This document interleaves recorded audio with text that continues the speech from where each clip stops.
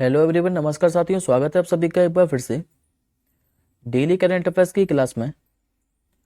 और आज साथियों आपकी 19 जनवरी,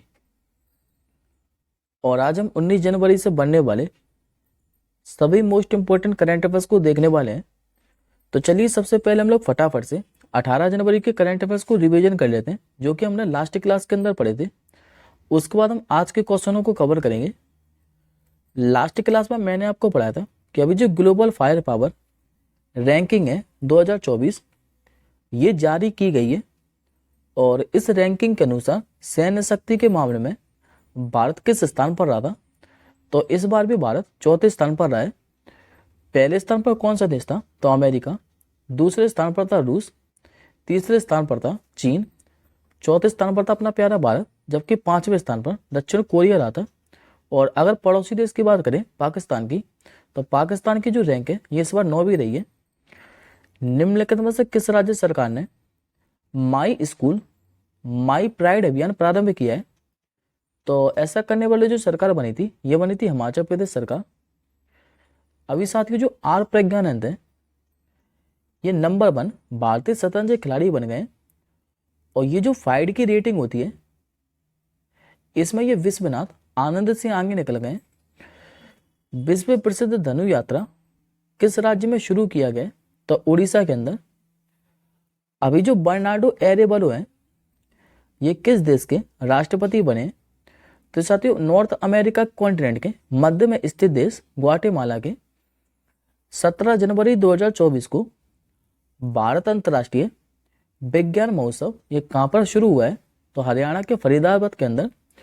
और ये 16 से लेकर 20 जनवरी तक आयोजित किया जाएगा। अभी जो ऑपरेशन सर्वशक्ति है ये किसने शुरू किया था? तो भारतीय सेना ने। और शुरू कहाँ किया था? जम्मू कश्मीर के अंदर। राष्ट्रीय स्टार्टअप दिवस पृथ्वी दिवस कब मनाया जाता है? तो 16 जनवरी को। अभी किस राज्य सरकार ने संविधान की प्रस्तावना को स्कूली पाठ्य पुस्तकों का हिस्सा बनाया है? तो ये बनाया सकते केरल सरकार ने। देश के पहले शहरी काशी रोपवे की थीम किस भगवान पर रखी गई है? तो भगवान शिव पर। An uncommon love the early life of Sudha and Narayana Murthy ये किसके द्वारा लिखित पुस्तक है? तो चित्रा बनर्जी दिवाकरुणी के द्वारा। और लास्ट क्वेश्चन हमने पढ़ा था कि भारत के किस राज्य में पहली बार एक दुर्लभ तिब्बतीय बालू जो कि भूरा बालू है इसे देखा गया है? तो सिक्किम के अंदर जो कंचनजंगा बायोस्फीयर रिजर्व है इसी के अंदर ये देखा गया है। अब आज के पहले क्वेश्चन की ओर बढ़ते हैं। आज का आपका पहला क्वेश्चन है, अभी प्रधानमंत्री मोदी जी किस शहर में खेलो इंडिया यूथ गेम 2023 का उद्घाटन करेंगे? तो ये करने वाला साथियों 19 जनवरी को। और कहाँ पर? तो तमिलनाडु के चेन्नई के अंदर। हालांकि इस क्वेश्चन के बारे में हम लोग पहले भी पढ़ चुके हैं, लेकिन अभी इसका शुभंकर और लोगो जारी किया गया है, तो इसके बारे में भी डिस्कस कर लेते हैं। तो पहले हम लोग खेलो इंडिया यूथ गेम के बारे में पढ़ लेते हैं। तो इसका जो उद्घाटन है 19 जनवरी को करने वाले हैं मोदी जी। और इसका संस्करण कौन सा रहेगा इस बार? तो 6वें नंबर का। से लेकर 31 जनवरी तक चेन्नई के जवाहरलाल नेहरू स्टेडियम में आयोजित किए जाना है। और इस बार साथियों ये जो खेल हैं ये तमिलनाडु के 4 शहरों में खेले जाएंगे, चेन्नई, मदुरई, त्रिची और कोयम्बटूर के अंदर। तमिलनाडु के साथ इसमें जो पारंपरिक खेल है सिलंबम, इसको पहली बार डेमो खेल के रूप में पेश किया गया है। और पहली बार इसमें स्क्वैश को भी शामिल किया जाएगा। खेलों का जो लोगो है इसमें कवि तिरुवल्लुवर की आकृति शामिल है। और शुभंकर क्या रहने वाला है? तो बीरा मंगई। और ये क्वेश्चन साथियों याद रखिएगा, क्योंकि ये एनटीपीसी के एग्जाम में और सीएचएसएल के एग्जाम में पूछा जा चुका है कि जो खेलो इंडिया यूथ गेम है इन्हें पहले किस नाम से जाना जाता था? तो खेलो इंडिया स्कूल गेम के नाम से। अब ये स्पोर्ट्स से रिलेटेड क्वेश्चन है, तो एक बार आज के ज्ञान के अंदर देखिए। अभी फीफा अंडर 17 विश्व कप 2023 की विजेता टीम कौन से बनी थी? तो ये बनी थी साथियों आपकी जर्मनी। रनर अप रहा था इसमें फ्रांस। और होस्ट कंट्री कौन था? तो इंडोनेशिया। अभी संपन्न खेलो इंडिया जो पैरा गेम है जो कि कहाँ पर संपन्न हुए थे? तो दिल्ली के अंदर। इसमें पदक तालिका में शीर्ष स्थान पर कौन सा राज्य था? तो पदक तालिका में शीर्ष स्थान पर हरियाणा पहले स्थान पर था, उत्तर प्रदेश था आपका दूसरे स्थान पर और तमिलनाडु तीसरे स्थान पर रहा था। अंडर 90 एशिया कप का खिताब किस देश ने जीता था? तो ये बांग्लादेश ने। जबकि फाइनल में किससे हराया था? तो यूएई को। और इसका जो होस्ट कंट्री है ये भी यूएई रहा था। अब आज के अगले क्वेश्चन की ओर बढ़ते हैं। अभी किसे असम राज्य के सर्वोच्च सम्मान जिसका नाम है असम वैभव, इससे सम्मानित किया जाएगा? तो ये किया जाएगा साथियों पूर्व chief justice of India Ranjan Gogoi को। तो आंसर हो जाएगा आपको ऑप्शन नंबर ए। और ये जो साथियों असम वैभव पुरस्कार है ये असम राज्य का सर्वोच्च सम्मान है। अच्छा, इस पुरस्कार से सम्मानित कौन करेगा? तो असम के मुख्यमंत्री हेमंत बिस्वा शर्मा। और इनको ये सम्मानित दिया क्यों जा रहा है? तो साथियों जो सीजीआई है रंजन गोगोई, इनकी अध्यक्षता वाली 5 जजों की बेंच ने साल 2019 के अंदर अयोध्या राम मंदिर पर अहम निर्णय लिया था। इस कारण इनको असम के सर्वोच्च सम्मान असम वैभव से सम्मानित किया जा रहा है। बात करें असम के बारे में तो मुख्यमंत्री मैंने आपको अभी बताया हेमंत बिस्वा शर्मा, राज्यपाल है यहाँ के गुलाब चंद्र कटारिया और राजधानी देखने को मिलेगी दिसपुर। यहाँ पर 7 फेमस राष्ट्रीय उद्यान है, जिसमें से जो काजीरंगा राष्ट्रीय उद्यान है ये कई बार पूछा गया है क्योंकि ये एक सींग वाले गैंडों के लिए फेमस है। दूसरा है मानस राष्ट्रीय उद्यान, तीसरा है आपका डिब्री सैखोवा राष्ट्रीय उद्यान, चौथा है नामेरी राष्ट्रीय उद्यान, पांचवा आपका औरंग राष्ट्रीय उद्यान, छठवा है देहिंग पटकाई राष्ट्रीय उद्यान और सातवां है रायमोना नेशनल पार्क। अब ये अवार्ड से रिलेटेड क्वेश्चन है, तो एक बार आज के ज्ञान के अंदर देखिए, निम्नलिखित में से किसे वर्ष 2023 का इंदिरा गांधी शांति पुरस्कार दिया जाएगा? तो ये 2 व्यक्तियों को डैनियल बेरेनबोइम और अली अब्बू अब्बा, निम्नलिखित में से किसे वर्ष 2023 के लिए 33वें व्यास सम्मान से सम्मानित किया गया था? तो सत्य पुष्पा भारती को। और इनका उपन्यास क्या था? तो याद है और याद है। अभी मेजर ध्यानचंद जो खेल रत्न पुरस्कार है इससे किसे सम्मानित किया गया था? तो सात्विक साईराज रैंकी रेड्डी और चिराग शेट्टी को। आज का अगला प्रश्न देखिए, हाल ही में चर्चा में रहे ऑक्सफोर्ड यूनिवर्सिटी के टीके जिसका क्या नाम है? तो CHADOX1 निपावी, इसका संबंध किससे है? तो इस प्रश्न का जो आंसर है ये क्वेश्चन में छुपा हुआ है क्योंकि इसका संबंध है निपा वायरस से। आंसर हो जाएगा आपका ऑप्शन नंबर सी। और ये जो साथियों निपा वायरस है इसके लिए पहला ये मानव टीका है जिसका जो परीक्षण है ये 18 से लेकर 55 वर्ष की आयु के व्यक्ति पर किया गया है। अब निपा वायरस के बारे में थोड़ा ब्रीफ में समझ लेते हैं। जैसे कि एक ये जीनोटिकल वायरस है,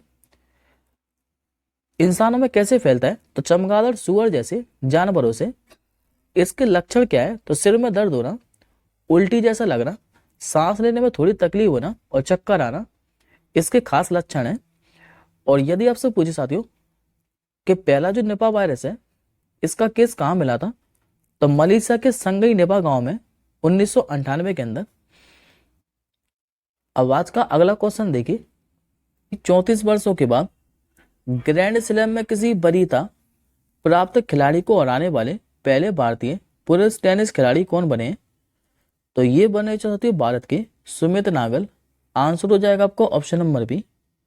ये मात्र 26 वर्ष के हैं सुमित नागल और इनका जो संबंध है ये हरियाणा राज्य से है। अच्छा, इन्होंने हराया किसको है सुमित नागल ने?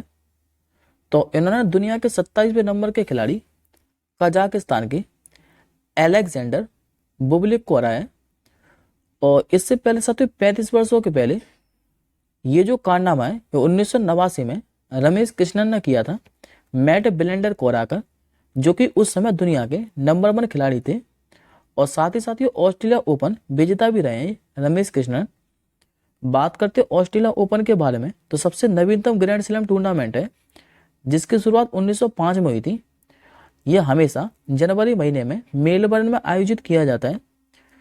पुरुष विकल्प में ऑस्ट्रेलिया ओपन के सर्वाधिक जो विजेता रहे 10 बार के, ये रहे सर्बिया के नोवाक जोकोविच, जबकि महिलाओं में सर्वाधिक जो विजेता हैं ये मार्गरेट कोर्ट रही हैं। देखिए साथियों, दरअसल क्या है कि एक साल में 4 ग्रैंड स्लैम आयोजित किए जाते हैं, ऑस्ट्रेलियन, फ्रेंच, विंबलडन और यूएस, जिसमें से ऑस्ट्रेलियन ओपन और जो यूएस ओपन है ये खेला जाता है आपका हार्ड कोर्ट पर, सॉरी, फ्रेंच ओपन खेला जाता है आपका क्ले कोर्ट पर यानी कि लाल मिट्टी पर, और विंबलडन ओपन खेला जाता है ग्रास कोर्ट पर। अब एक बार मैं आपको 2030 के सारे ग्रैंड स्लैम एक बार रिवीजन करा देता हूं, तो ध्यान से देखिएगा सभी को। इस बार का जो ऑस्ट्रेलिया ओपन का खिताब है पुरुषों में ये जीता था सर्बिया के नोवाक जोकोविच ने, और महिलाओं में किसने जीता था तो बेलारूस की एरिना सबालेंका ने। नोवाक जोकोविच ने फ्रेंच ओपन का भी खिताब जीता था पुरुष एकल के अंदर, और यूएस ओपन का भी जो खिताब है ये सर्बिया के नोवाक जोकोविच ने जीता था पुरुष एकल में। लेकिन जो विंबलडन ओपन का खिताब है ये जीता था पुरुषों में स्पेन के कार्लोस अल्काराज ने।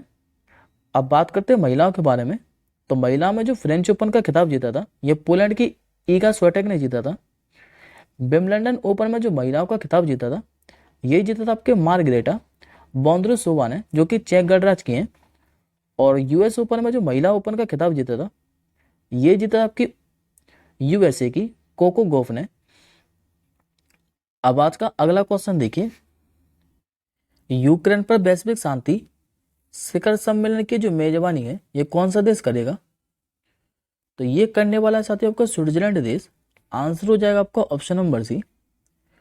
देखिए सर, दरअसल साथियों जो स्विट्जरलैंड है ये इस सम्मेलन की मेजबानी के लिए तैयार नहीं था, लेकिन यूक्रेन के जो राष्ट्रपति है व्लादिमीर जेलेंस्की, इनके अनुरोध पर स्विट्जरलैंड इस सम्मेलन की मेजबानी के लिए तैयार हुआ है।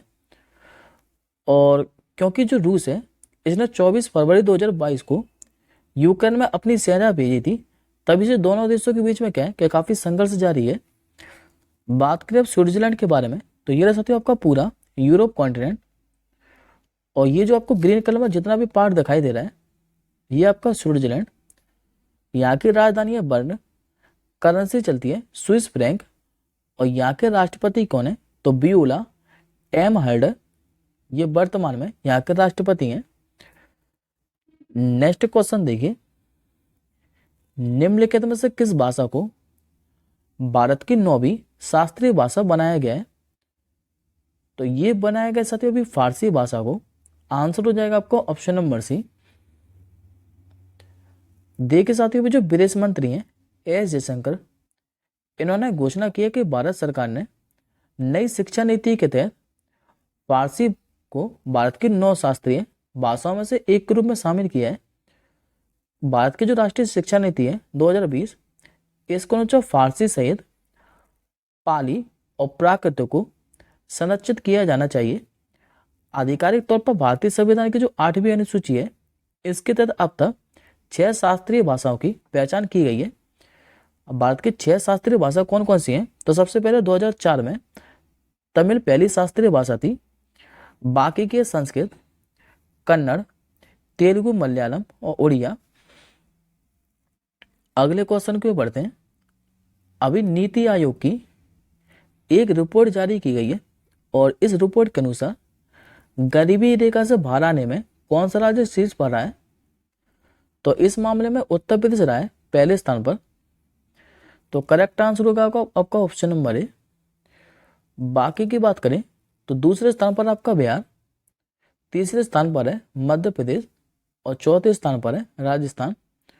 बात करें नीति आयोग के बारे में, तो इसके साथ ही जो स्थापना है ये योजना आयोग के तर्ज पर हुई थी 1 जनवरी 2015 को।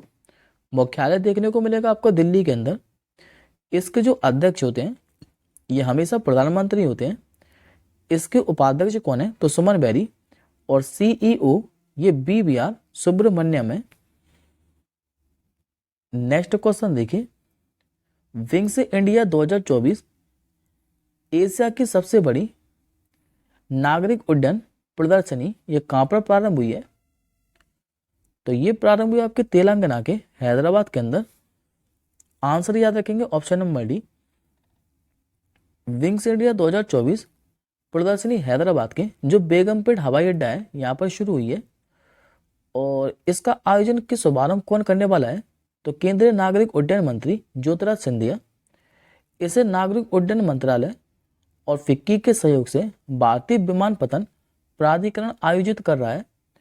इसकी थीम क्या रहने वाली है? तो अमृतकाल में भारत को विश्व से जोड़ना। और कब से लेकर कब तक आयोजित किया जाएगा? तो 18 से लेकर 21 जनवरी तक। नेक्स्ट क्वेश्चन देखिए, T20 क्रिकेट में सबसे ज्यादा शतक लगाने वाले बल्लेबाज कौन बन गए? तो ये साथियों वन लाइनर क्वेश्चन है, खाली याद रखिएगा कि अभी T20 क्रिकेट में सबसे ज्यादा जो शतक लगाने वाले बल्लेबाज बन गए, ये बन गए आपके रोहित शर्मा। आंसर होगा आपको ऑप्शन नंबर ए।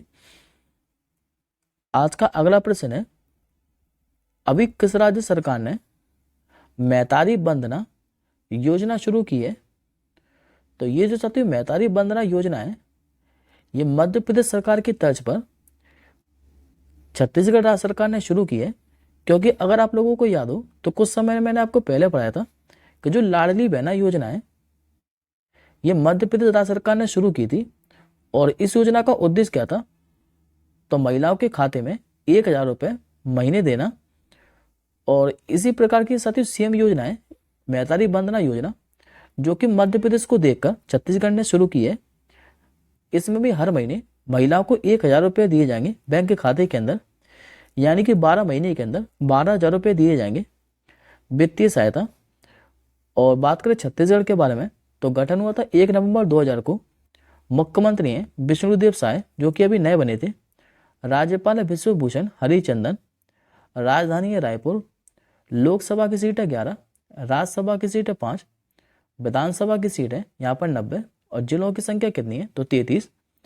और एडिशनल इन्फॉर्मेशन में अगर आपको याद हो तो 3 दिन पहले ही पढ़ा था हमने कि जो छत्तीसगढ़ सरकार है, इसने अभी श्री राम लला दर्शन योजना शुरू करने का फैसला किया था। अगला क्वेश्चन देखिए, राष्ट्रीय आपदा प्रतिक्रिया बल दिवस यानी कि जो एनडीआरएफ का रीजनिंग डे है, ये कब मनाया जाता है? तो ये आपका प्रतिवर्ष 19 जनवरी को मनाया जाता है। आंसर होगा आपको ऑप्शन नंबर ए। अब एक बार मैं साथियों आपको जनवरी महीने के सारे डेज रिवीजन करा देता हूँ, क्योंकि कई दिनों से जनवरी महीने के हमने डेज रिवीजन नहीं किए। 19 जनवरी से पहले हमने 16 जनवरी को पढ़ा था राष्ट्रीय स्टार्टअप दिवस। उससे पहले हम लोगों ने 15 जनवरी को पढ़ा था कि जो 76वां सेना दिवस समारोह है, ये कहाँ पर आयोजित किया गया था? तो उत्तर प्रदेश के लखनऊ के अंदर। और 15 जनवरी को भारतीय थल सेना दिवस भी मनाया जाता है। 14 जनवरी से हमने पढ़ा था कि जो आर्मी फोर्स वेटरन डे है, यानी कि आर्मी फोर्स वेटरन डे, ये प्रतिवर्ष 14 जनवरी को मनाया जाता है। 12 जनवरी से हमने पढ़ा था राष्ट्रीय युवा दिवस। उसके पहले हमने पढ़ा था 9 जनवरी को प्रवासी भारतीय दिवस, जो कि राष्ट्रपिता महात्मा गांधी साउथ अफ्रीका से 1915 के अंदर स्वदेश वापस लौटे थे, इसी कारण मनाया जाता है 9 जनवरी को प्रवासी भारतीय दिवस। 6 जनवरी से हमने पढ़ा था विश्व युद्ध अनाथ दिवस। उसके पहले पढ़ा था 4 जनवरी को विश्व ब्रेल दिवस। फिर उससे पहले हमने पढ़ा था 3 जनवरी को कि जो भारत की पहली महिला शिक्षिका थी सावित्रीबाई फुले, इनकी इस बार 193वें नंबर की जयंती मनाई गई है। और उसके पहले हमने 1 जनवरी से 2 दिवस पढ़े थे। एक तो पढ़ा था ग्लोबल फैमिली डे, और दूसरा पढ़ा था कि जो DRDO है यानी कि डिफेंस रिसर्च डेवलपमेंट ऑर्गेनाइजेशन, इसने इस बार अपना 66वें नंबर का स्थापना दिवस मनाया है। अब आज का आपका क्वेश्चन ऑफ द डे है कि भारत और किस देश के बीच में एक नौसैनिक अभ्यास जो कि पहली बार आयोजित किया गया है, जिसका नाम क्या है? तो एक्स अयोध्या। आपको ये बताना है ये भारत और किस देश के बीच में आयोजित किया गया है। हम जल्दी मिलेंगे अगली क्लास के साथ ही, तब तक के लिए जय हिंद, वंदे मातरम।